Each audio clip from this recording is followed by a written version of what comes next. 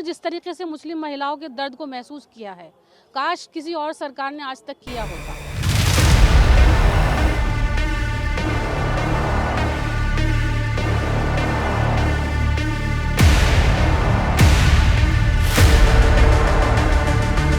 तीन तलाक का मुद्दा 2019 के लोकसभा चुनाव में काफी प्रमुखता से उठा था और माना गया कि मुस्लिम महिलाओं में तीन तलाक को रोकने के लिए लाए गए कानून की वजह से बीजेपी को मुस्लिम महिलाओं के भी वोट मिले थे। इस बार चुनाव में भी तीन तलाक पर लाए गए मोदी सरकार के कानून की चर्चा एक बार फिर से होने जा रही है। बीजेपी लोकसभा चुनाव से पहले मुसलमानों को साधने के लिए कई योजनाओं पर काम कर रही है।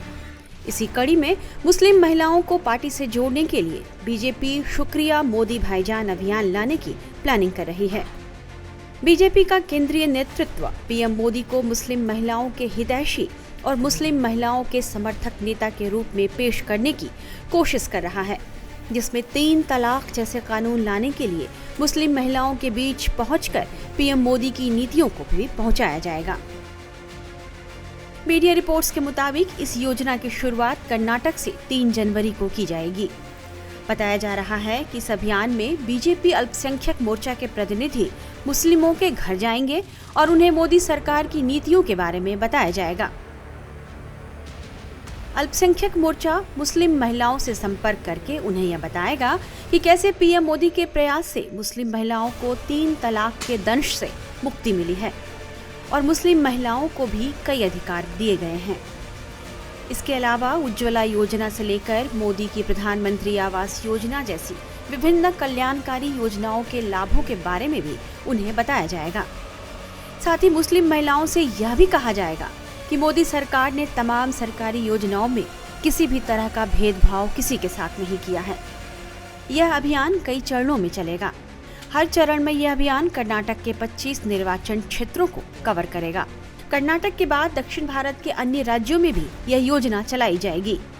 कर्नाटक की बात करें तो इसे गुलबर्गा, बीदर, बेलगांव, बीजापुर और बेंगलुरु उत्तर में शुरू किया जाएगा। अन्य निर्वाचन क्षेत्रों को बाद के चरणों में कवर किया जाएगा।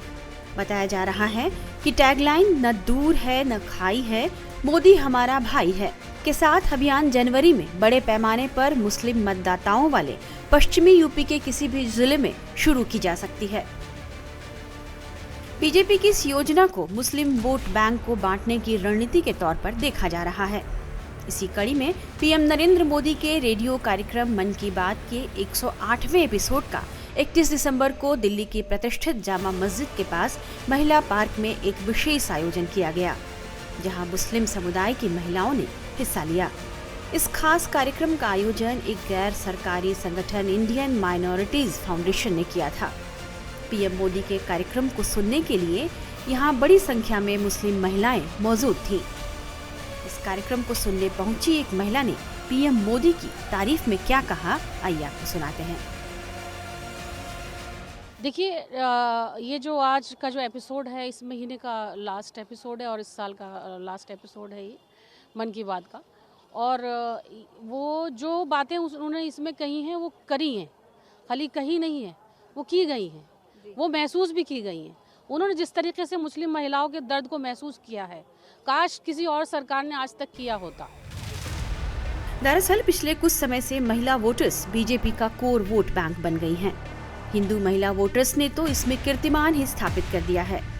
लिहाजा बीजेपी के फोकस में अब मुस्लिम महिलाएं हैं और पार्टी यह संदेश देना चाहती है कि बीजेपी सभी समुदायों, विशेष रूप से मुस्लिम महिलाओं को भी शिक्षा प्रदान करने से लेकर सभी मामलों में समान अवसर सुनिश्चित करना चाहती है, जिससे कि वे समाज और आर्थिक विकास के मुख्यधारा में शामिल हो सके। साथ ही यह भ्रम भी दूर हो सके कि मुस्लिम बीजेपी को वोट नहीं करते। टाइम्स नाउ नवभारत डिजिटल की रिपोर्ट।